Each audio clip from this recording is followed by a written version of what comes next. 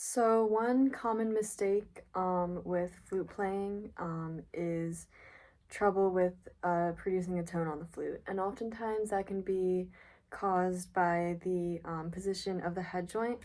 Um, so you want to make sure that you're not rolling out the head joint too much or rolling it in too much, because any change in that will affect the sound.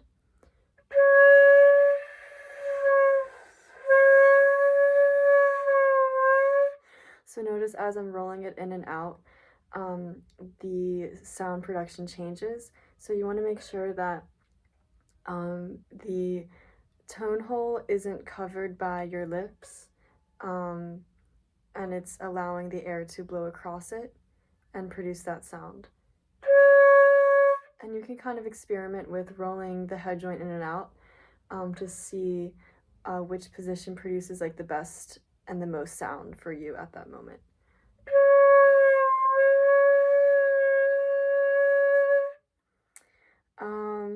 Another common problem with tone production is the position of the lip plate on the lip. You don't want it to be too high up or too far. You want to kind of have it just right under the bottom lip and the chin.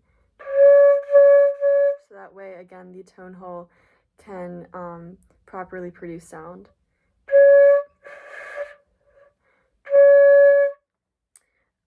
Another common problem is posture. You don't want to have your shoulders up hunched.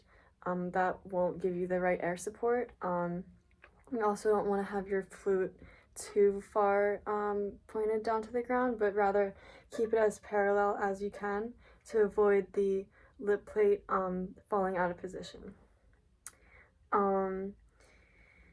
What else? Let's see. Yeah, so you don't want your shoulders to be hunched. Another common problem is hand position. You don't want the flute to be leaning on the hands, as that will produce more problems down the road with playing. Rather, you just want to use the hands as a form of balance and contact on the flute. You don't want the thumb to be too far wrapped around the flute, or else you will lose balance in this hand with holding the flute. Another thing with intonation, making sure the flute is in tune mostly. You want to make sure that the flute is centered on your lips, not, too far left or too far right, just right in the center. You also, one extra mistake to avoid is the anchoring of the flute on the index finger. What I mean by that is having the improper form of the left index finger holding the flute. So you kind of want to make like a shelf with your index finger and have the flute rest right on that shelf between this knuckle and this knuckle. You don't want it to have too far down your hand like that or too far up, but rather just right in the middle there. And that way your hand position will be correct with the flute.